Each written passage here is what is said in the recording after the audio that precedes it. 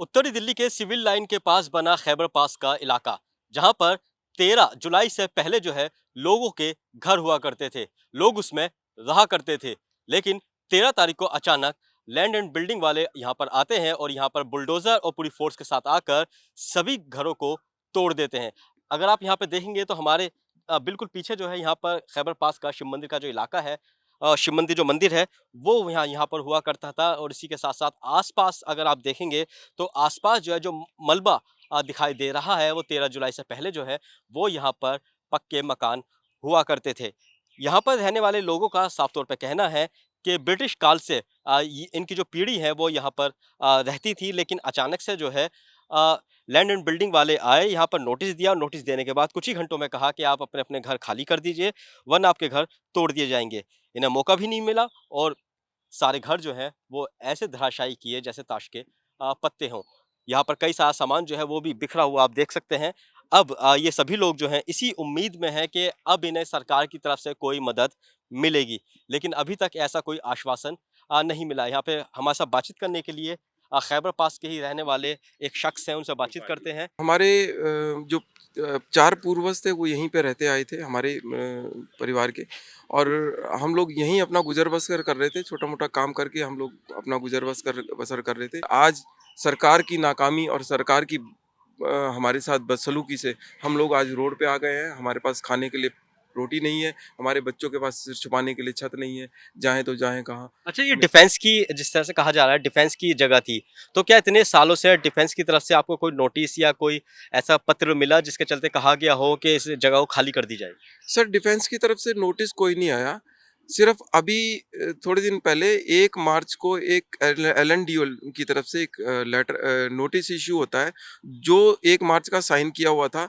और 2 मार्च को शाम को 5:30 बजे शनिवार को वो हमारे यहाँ बैनर के तौर पे लगाया जाता है।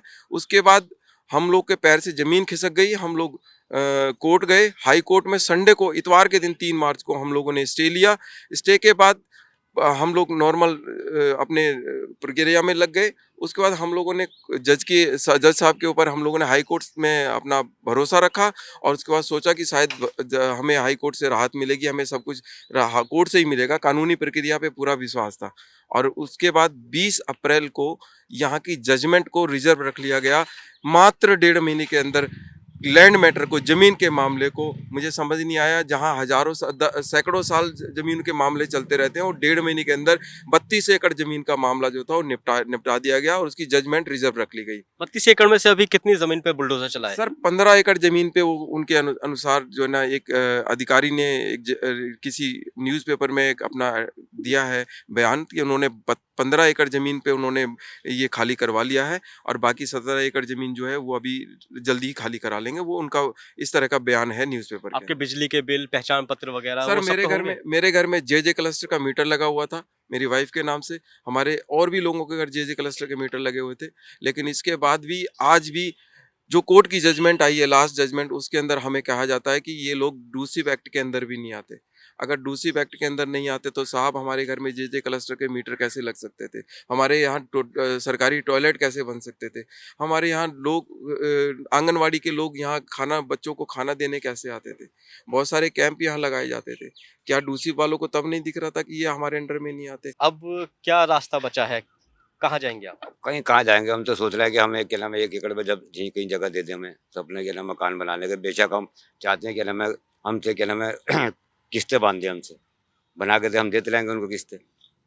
हमारे की यही मजाल है कि हमें एकड़ में कहीं जगह दे जब दें। आपने मकान बनाया था तो क्या आपको नहीं पता था ये जगह जो है सरकारी है, डिफेंस की है, ये कभी भी टूट सकती है? देखो क्या ऐसा है क्या नाम है, हम तो क्या नाम है सर्वेंट थे हम यहाँ के, हाँ, तो अफ़सर चले गए थे यहाँ से। हाँ। तो हम यहाँ पे रह रहे थे, हमारे बिजली, पानी बिल का सबका हमारे पास रिकॉर्ड है, आधार कार्ड वगैरह सब कुछ है हमारे पास। पर उसके बाद भी क्या नाम है हमें खाली करा दिया गया।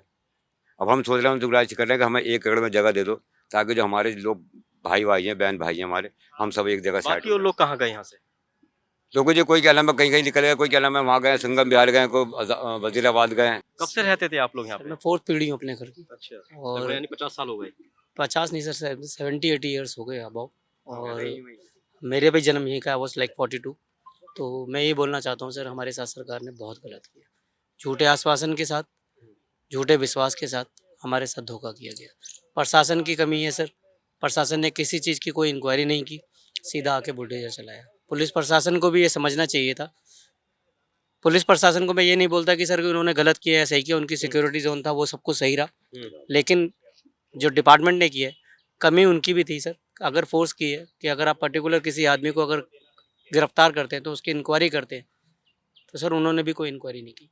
तो अब ये बताइए कि किस तरह से कोई आश्वासन मिल रहा है, क्योंकि इस बात को भी सर 2 से 3 दिन हो गए, आप भी कहीं ना कहीं गए होंगे बातचीत करने के लिए, तो कुछ ऐसा आश्वासन मिला है आपको? सर प्रशासन की तरफ से कोई आश्वासन नहीं है, ये सब कहना गलत है कि सांसद महोदय क्या बोल सर रहे हैं? सांसद महोदय यहाँ पर अभी तक आए नहीं है।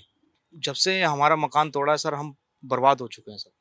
हम सर कहाँ जाएं, हमारे को पानी में हमारा सामान खराब हो चुका है सर। और सर हमारे बच्चे स्कूल में पढ़ते हैं सर, हमारे बच्चों के स्कूल छूट गए हैं। हमारे पे किराए के पैसे नहीं है सर, हमारे पे कहीं जाने के लिए किराए वाले इतने पैसे मांग रहे हैं सर। हम बिल्कुल ही ख़त्म हो चुके हैं। हम यहीं के मूल निवासी है सर, हमारे यहीं पैदा हुए, हमारे दादा परदादा यहीं सरकारों की सेवा करी है। तो क्या आपको भी कोई नोटिस नहीं मिला था? सर कोई नोटिस नहीं दिया, यहाँ पे कोई नोटिस, बिल्कुल भी नोटिस नहीं दिया है सर। रात को 3 बजे आते हैं, बोलते हैं अपना घर खाली करो वरना आपको बुलडोजर चढ़ा देंगे। सर डर के मारे हमारे बच्चे वैसे ही यहाँ बाहर निकल गए सर। हमें यहाँ पे कई कई न्यूज़ चैनल वाले हमें कहते हैं कि हम पाकिस्तानी रिफ्यूजीज़ हैं। ऐसे कई न्यूज़ चैनल वाले दिखा रहे हैं, जो कि सच नहीं है। यहाँ पे कई पीढ़ियाँ 70-80 सालों से रह रही हैं, कईयों की 4-4 5-5 पीढ़ियाँ यहाँ पे रह चुकी हैं, रह रही हैं। उसके बाद भी सरकार ने हमारी तरफ के बिल्कुल नहीं देखा, कुछ नहीं सोचा हमारे लिए।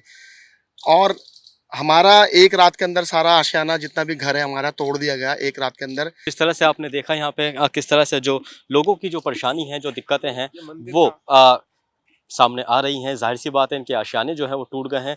बड़ी ही गाढ़ी कमाई से इन लोगों ने अपने एक ईंट जो है वो मकान के अंदर लगाई थी, लेकिन अब वो पूरी तरीके से धराशायी हो गई है। सरकार को से इन्हें अब भी उम्मीद है कि इनकी कोई मदद की जाएगी, क्योंकि यहाँ के जो सांसद हैं प्रवीण खंडेलवाल जी, वो इनसे वादा करके गए थे कि आपके साथ जो है न्याय होगा। अब देखने वाली बात ये होगी कि आखिर ये जो सैकड़ों यहाँ पे लोग रहते थे, अब जाए तो जाएंगे कहाँ। दिल्ली से कैमरामैन अनिल सिंह के साथ वाजिद अली, नवोदय टाइम्स।